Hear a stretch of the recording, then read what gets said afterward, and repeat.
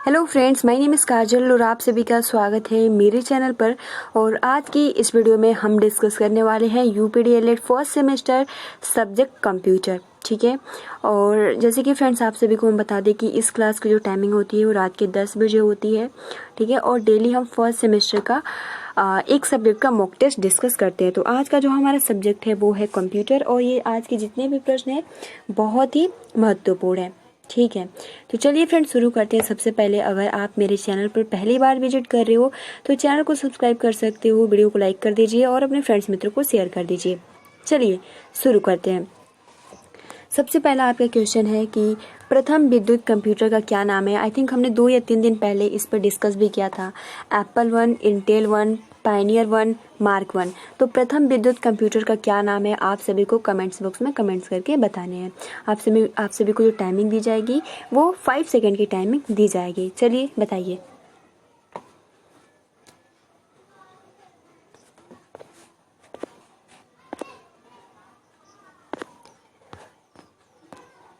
तो फ्रेंड्स बिल्कुल से यहाँ पे हो जाएगा मार्क 1, जैसे कि हमने डिस्कस भी किया था कि प्रथम विद्युत कंप्यूटर जो है वो है मार्क 1।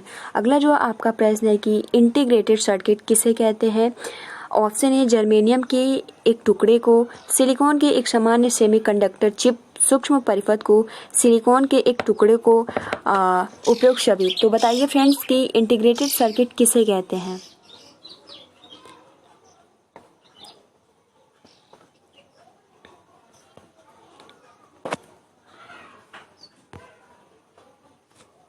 बिल्कुल सही, यहाँ पे हो जाएगा ऑप्शन नंबर बी, यानी सिलिकॉन के एक सामान्य सेमीकंडक्टर चिप पर बने सूक्ष्म परिपथ को। ऑप्शन नंबर बी यहाँ पे करेक्ट आंसर हो जाएगा। अगला थर्ड आपका क्वेश्चन है कि कंप्यूटर डेटा को डैश में परिवर्तित करता है, सूचना में परिवर्तित करता है, ऑब्जेक्ट कोड में परिवर्तित करता है, रिजल्ट में परिवर्तित करता है, गणनाओं में परिवर्तित करता है। तो बताइए फ्रेंड्स कंप्यूटर डेटा को किस में परिवर्तित किया जाता है।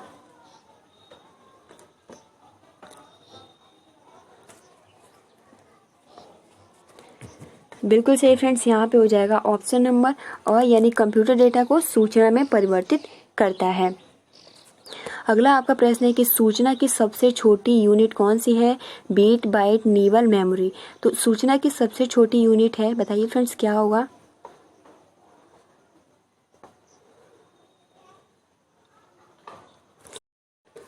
ठीक है, तो इसका जो राइट आंसर हो जाएगा वो हो जाएगा बीट। अगला जो आपका प्रश्न है कि निम्न में से क्या वर्ड प्रोसेसर के लिए ग्राफिक सॉल्यूशन है। Drop cap, word art, clip art, graphic art. तो क्या वर्ड प्रोसेसर के लिए ग्राफिक सॉल्यूशन है, बताइए फ्रेंड्स। आपने देखा भी होगा drop, clip art, word art, graphic art, drop art, ये किस में सॉल्यूशन होता है बताइए।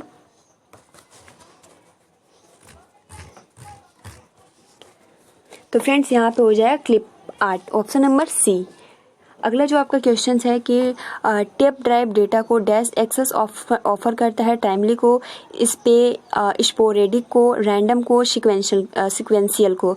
तो टेप ड्राइव डेटा को डैश एक्सेस ऑफर करता है किसको।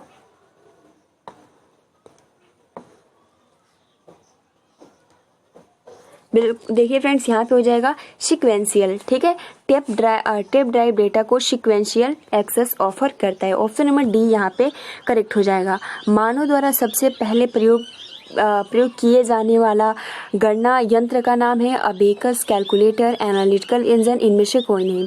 तो मानव द्वारा सबसे पहले प्रयोग किए जाने वाले गणना यंत्र का नाम है, बताइए फ्रेंड्स।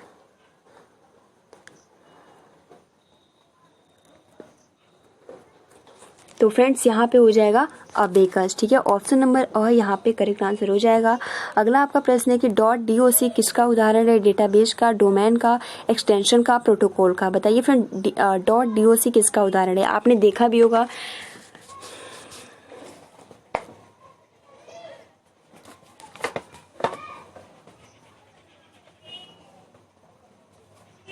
तो फ्रेंड्स देखिए यहाँ पे बिल्कुल से यहाँ पे हो जाएगा एक्सटेंशन का। ठीक है, ऑप्शन नंबर और यहाँ पे करेक्ट आंसर हो जाएगा। अगला जो आपका क्वेश्चन है कि एनियक कब निर्मित हुआ था। ऑप्शन ए 1947 ईस्वी में, ऑप्शन बी 1948 ईस्वी में, ऑप्शन सी 1946 ईस्वी में, ऑप्शन डी 1950 ईस्वी में। तो जो एनियक है ये कब निर्मित हुआ था।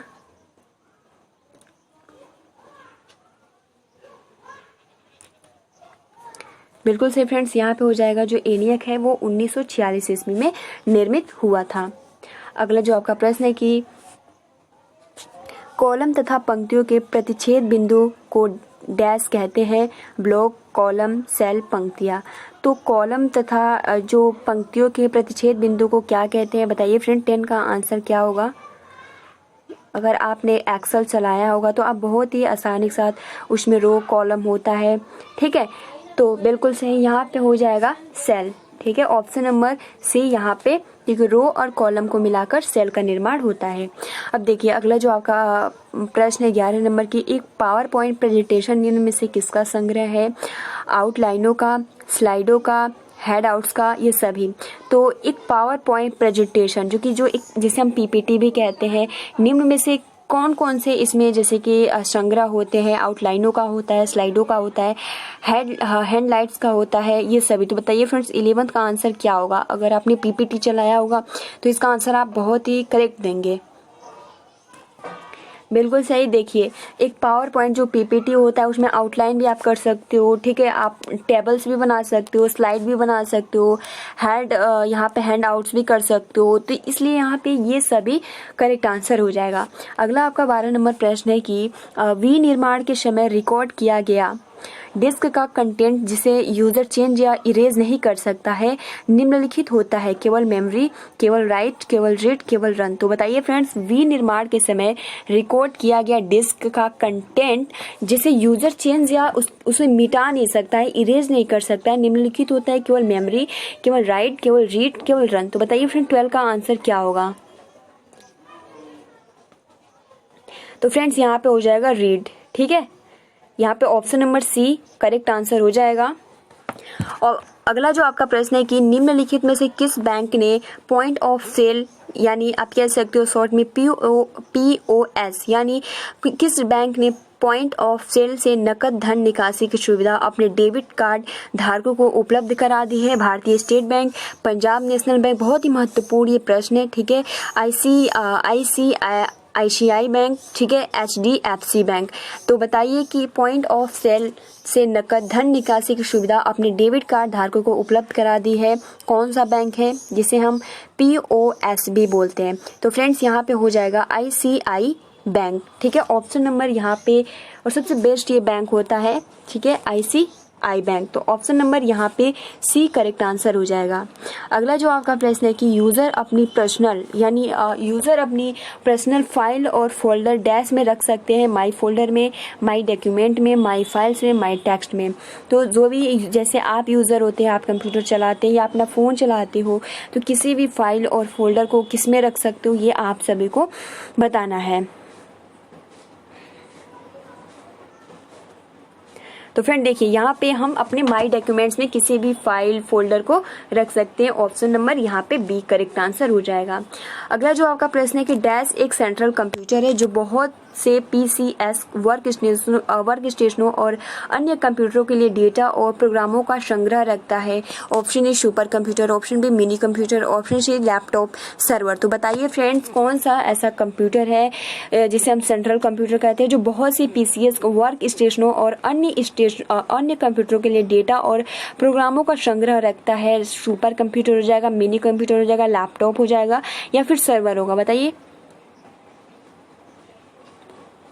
तो फ्रेंड देखिए यहाँ पे जो राइट आंसर हो जाएगा वो हो जाएगा सर्वर। सर्वर क्यों? क्योंकि जो सर्वर ही है इसी के माध्यम से हम किसी भी डेटा को, किसी भी प्रोग्राम को या किसी भी आप कह सकते हो कि जो सर्वर है एक सेंट्रल कंप्यूटर है जो बहुत सी PCS वर्क स्टेशनों और अन्य कंप्यूटरों के लिए डेटा और प्रोग्रामों का संग्रह करता है। तो ऑप्शन नंबर डी यहाँ पे करेक्ट आंसर हो जाएगा। अगला जो आपका प्रश्न है कि वेबसाइट के मेन पेज को डैश कहते हैं। Home page, browser page, search page, bookmark. तो बताइए फ्रेंड्स वेबसाइट के मेन पेज को डैश कहते हैं, क्या कहते हैं? जो कि ये क्वेश्चन तो हमने कई बार डिस्कस किया है। तो फ्रेंड्स वेबसाइट के मेन पेज को हम होम पेज कहते हैं, ठीक है। जैसे आप कुछ भी चलाते हो तो चलाते जाते हो तो उसके बाद कहता है होम पेज, तो इसलिए वेबसाइट के मेन पेज को हम होम पेज कहते हैं। अब देखिए अगला जो आपका प्रश्न है कि एप्लीकेशन से कॉपी किया गया डेटा डैश में स्टोर किया जाता है, ड्राइवर में, टर्मिनल में, प्रॉम्प्ट में, क्लिपबोर्ड में। तो एप्लीकेशन से कॉपी किया गया डेटा डैश में स्टोर किया जाता है। बताइए क्या आंसर होगा।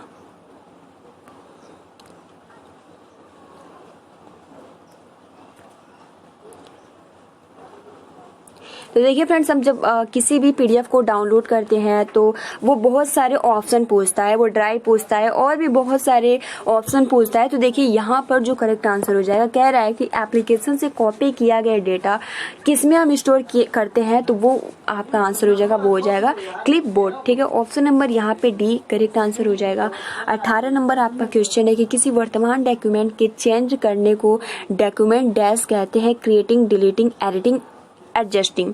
तो बताइए फ्रेंड, किसी वर्तमान डॉक्यूमेंट को चेंज करने को डॉक्यूमेंट डैश कहते हैं, क्या कहते हैं? बताइए फ्रेंड, बहुत ही इजी क्वेश्चन है और आप इसको आसानी के साथ बता सकते हो।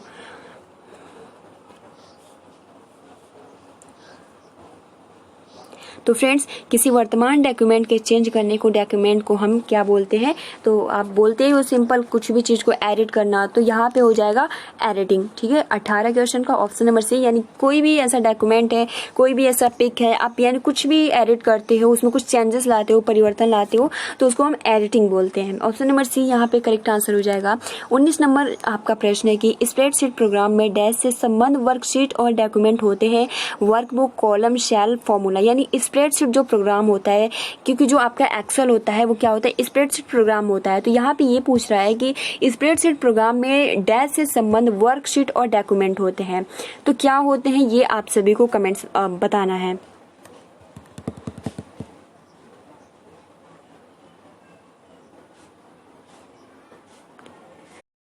तो देखिए फ्रेंड्स, स्प्रेडशीट प्रोग्राम में डैश से संबंध वर्कशीट होते हैं, तो यहाँ पे होगा कि वर्क बुक से संबंध वर्कशीट और डॉक्यूमेंट, क्योंकि हम जो पूरा स्प्रेडशीट होता है उसको हम वर्क बुक भी कहते हैं। ठीक है, और जब हम उसको जैसे कॉलम और रो होता है, सेल्स होते हैं, उस पर जब हम काम करते हैं तो उसको हम वर्कशीट भी कहते हैं। ठीक है, तो ये ध्यान देने वाली बात है। यहाँ पे ऑप्शन नंबर और करेक्ट आंसर हो जाएगा।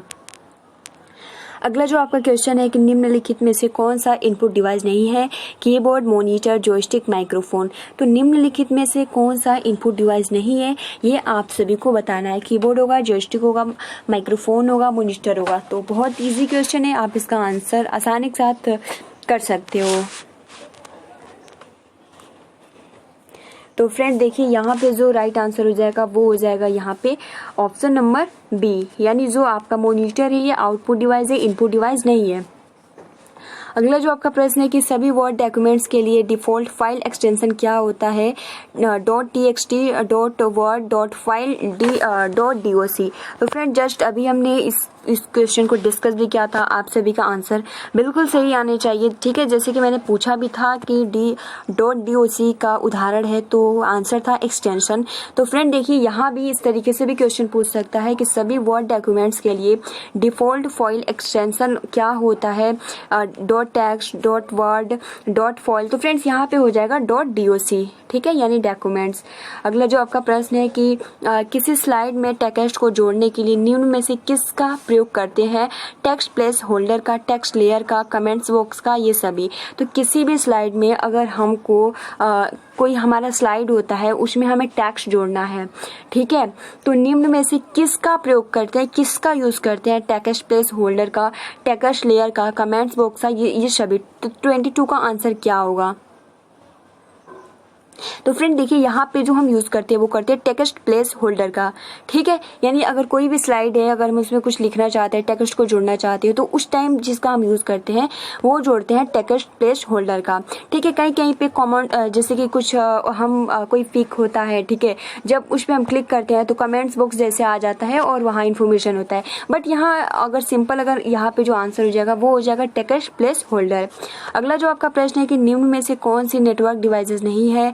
Gateway, Unix, routers, firewalls. तो यहाँ पे नेटवर्क डिवाइसेस कौन सा नहीं है? क्या यूनिक्स है, राउटर्स है, फायरवॉल्स है, गेटवे है? तो 23 का ऑप्शन क्या होगा, बताइए फ्रेंड्स।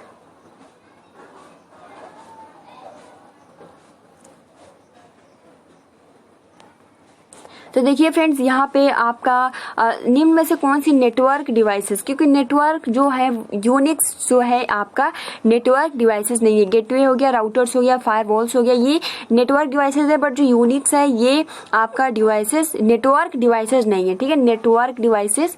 तो ऑप्शन नंबर बी यहाँ पे करेक्ट हो जाएगा। 24 का ऑप्शन है कि यूनिक्स ऑपरेटिंग सिस्टम एक डैश है, multi user operating system, time sharing operating system, multi tasking operating system, इनमें से कोई नहीं। तो यूनिक्स ऑपरेटिंग सिस्टम एक है। बताइए फ्रेंड्स क्या होगा 24 का ऑप्शन। तो फ्रेंड्स यहाँ पे करेक्ट आंसर हो जाएगा कि यूनिक्स ऑपरेटिंग सिस्टम एक मल्टी टास्किंग ऑपरेटिंग सिस्टम है, यानी ऑप्शन नंबर यहाँ पे सी करेक्ट आंसर हो जाएगा। भारत में निर्मित पहला सुपर कंप्यूटर है गौतम आर्यभट्ट सिद्धार्थ परम। तो भारत में निर्मित पहला सुपर कंप्यूटर है। 25 का आंसर क्या होगा, और बहुत ही महत्वपूर्ण ये क्वेश्चन है। तो भारत में निर्मित पहला सुपर कंप्यूटर कौन सा है? तो फ्रेंड, भारत में निर्मित पहला सुपर कंप्यूटर था, वो था परम।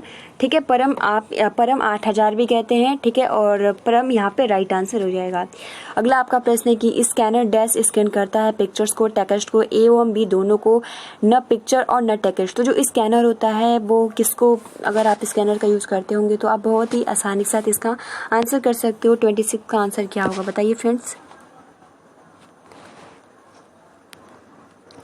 तो बिल्कुल सही यहाँ पे हो जाएगा ऑप्शन नंबर, जो स्कैनर है वो पिक्चर्स को भी स्कैन करता है और टेक्स्ट को भी स्कैन करता है। तो इसलिए ऑप्शन नंबर यहाँ पे सी के साथ चला जाएगा, सी का ए एवं बी दोनों। 27 हो जाएगा कि डायरेक्टरी के भीतर की डायरेक्टरी को डैश कहते हैं, mini directory, junior directory, part directory, सब डायरेक्टरी। तो डायरेक्टरी के भीतर की डायरेक्टरी को डैश कहते हैं। बताइए फ्रेंड्स 27 का आंसर क्या होगा। कुछ नए नए प्रश्न आप सभी को देखने को मिल रहे हैं। ठीक है, तो चलिए कुछ नए प्रश्नों से भी अवगत हो जाइए आपसे भी। तो फ्रेंड देखिए यहाँ पे हो जाएगा कि डायरेक्टरी के भीतर की डायरेक्टरी को सब डायरेक्टरी कहते हैं। ऑप्शन नंबर यहाँ पे डी करेक्ट। फ्रेंड्स आपका 28 क्वेश्चन है कि पेज प्रीव्यू मोड में डैश। ऑप्शन है यूज़र अपने डॉक्यूमेंट के सभी पेज देख सकते हैं। ऑप्शन बी यूज़र केवल उसी पेज को देख सकते हैं जिस पर यूज़र उस समय काम कर रहे हैं। तो फ्रेंड्स दो ही ऑप्शन है इसमें से, आप बताइए कि पेज अगर प्रीव्यू मोड में अगर आप कुछ देख रहे हो या काम कर रहे हो या आप कोई फाइल या पीपीटी बना रहे हो तो उसमें होता है कि आप किसी भी यानी प्रीव्यू यानी आप उसको देख सकते हो कि क्या आपने सही बनाया है या फिर गलत। तो यहाँ पे ये कहा जा रहा है कि क्या यूज़र अपने डॉक्यूमेंट के सभी पेज देख सकते हैं या फिर यूज़र केवल उसी पेज को देख सकते हैं जिस पर यूजर उस समय काम कर रहे हैं। ठीक है, तो देखिए अगर मान लीजिए एक पेज होता है, 2 पेज होता है, 3 पेज होता है, तो ज़रूरी नहीं है कि जिस पेज पे वो रिसेंटली काम कर रहा है उसी पेज को देख सकता है। नहीं, वो जितने भी पेज यानी जो भी वो फाइल बना रहा है तो वो सभी पेज को देख सकता है एक साथ। तो इस तरीके से आप यहाँ कह सकते हो कि यूज़र अपने डॉक्यूमेंट के सभी पेज देख सकते हैं। इसलिए यहाँ पे ऑप्शन नंबर ए की तरफ ये करेक्ट आंसर हो जाएगा। तो फ्रेंड्स आज के लिए इतना ही क्वेश्चन डिस्कस करते हैं जो कि एग्जाम के पॉइंट ऑफ व्यू से बहुत ही महत्वपूर्ण थे, और भी बहुत सारे प्रश्न है। ठीक है फ्रेंड्स, तो आज के लिए इतने क्वेश्चन हैं। तो आप अपना अच्छे से प्रिपरेशन कीजिए, और कोई भी डाउट है तो आप कमेंट्स बॉक्स में कमेंट्स करके पूछ सकते हो। तो फ्रेंड्स आज के लिए इतना ही। आप सभी को मेरी तरफ से शुभ रात्रि। Have a sweet dreams.